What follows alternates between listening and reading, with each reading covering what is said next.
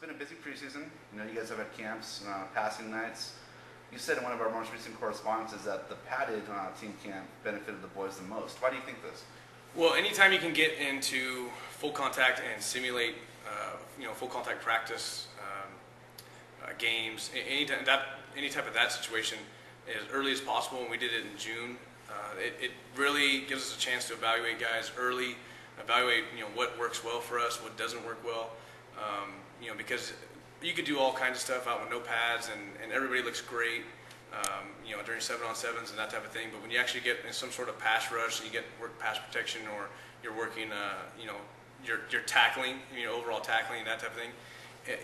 To do that in pads as early as possible is so beneficial for us. And just when it goes to fall camp, now we have our first day of pads, it moves a lot smoother. I mean, our first day of pads this year was one of the best first day of pads we've had in a long time. I think partly because kids have already been in pads for a while. They've already, we would already fit them in pads, and that stuff was taken care of earlier. So it makes it for a smoother transition. And anytime you can get a smooth transition, it's going to help, especially when you got kids that are, you're doing high school football. They got school all day, and then you got practice in the afternoon. So the smoother you can transition from one period to the next, it's going to be a lot easier for everybody. This is the young team, yet you've been impressed by how coachable and unselfish the players are. Talk about the attitude of this year's team. Like I told these guys, a couple days ago, I've told them in the past, this is a special group. There's a lot of things that we've done this year that I don't think we could have done in any of the previous years that we've been here, just for the fact that they're very coachable, they're very respectful. There's a lot of leaders on this team. We're not searching for, and waiting for somebody to rise up and take an active part in a leadership role. So there's a lot you can do with that. And just talent aside, I told these guys the other day, talent aside, I'm not worried about that.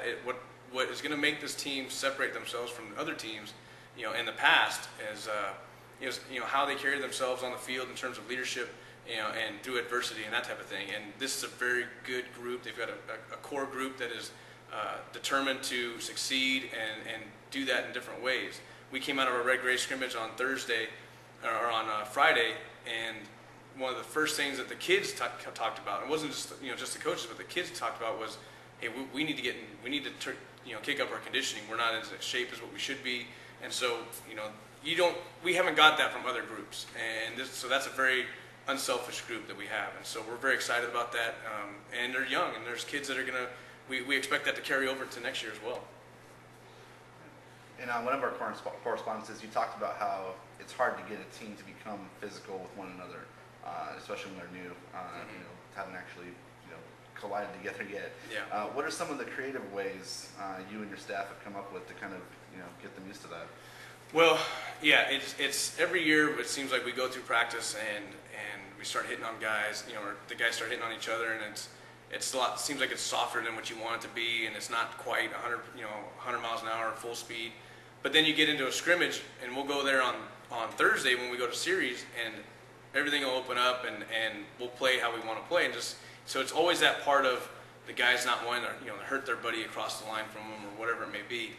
But we just try to every once in a while we'll throw a live period in.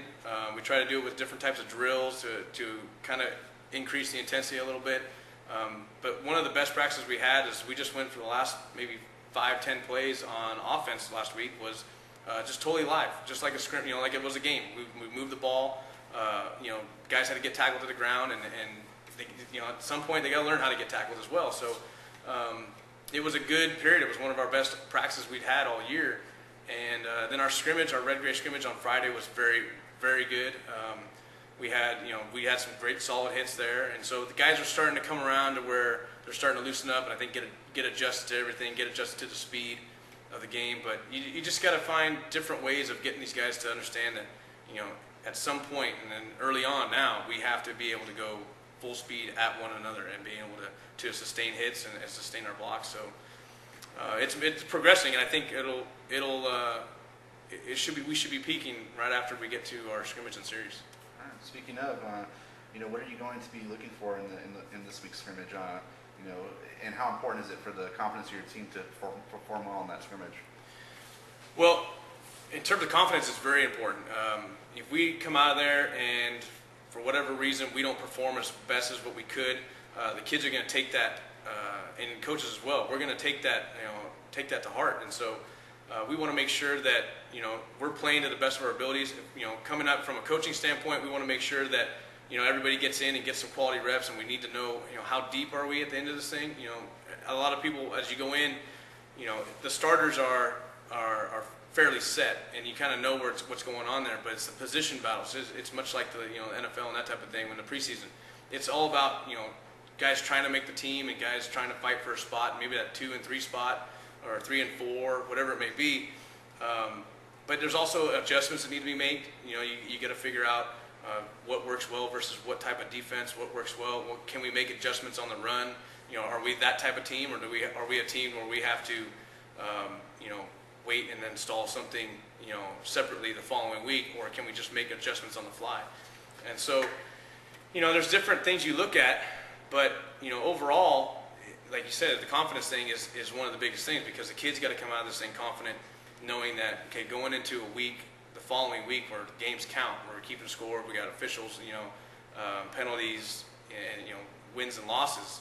Those, you want to make sure everything is tightened up by then. So, and confidence is the biggest one. And I've told these kids from day one when I came here, if you don't believe that you can do something, then it's not going to happen. So, being able to come out of a scrimmage with a Division I semifinal team or quarterfinal team last year with Johansson, an up-and-coming Ceres team, we're going to get a good taste of good football, and so we want to make sure we come out on a positive note, so we're something with confidence we can build on that for the following week. It's obviously very early, but what physical qualities does this team possess, and what do you think their strengths are going to be as the season progresses on? Well, we've had faster teams. I know that. We have some guys with some speed, but overall team speed, I think we were probably one of the fastest last year. So our speed is not one of our strengths. And size-wise, we have up front, I think with our offensive line, our defensive line, our linebackers, returning those guys has got to be a major strength for us in terms of the physical aspect of everything, because they've got the experience and they've got good size. They're not like I said, they're not the fastest, but they're probably the most physical bunch we have on the team. We have youth, and so we need to be able to use that in different ways. And it helps us to build for future years and that type of thing. But I think up front, being with our run game and with our being able to stop the run up front with our defensive line and our linebackers, I think those are probably the biggest physical aspects, strength-wise, that we have. As far as weaknesses, youth is one. Game experience, being able to, playing and starting experience is another one.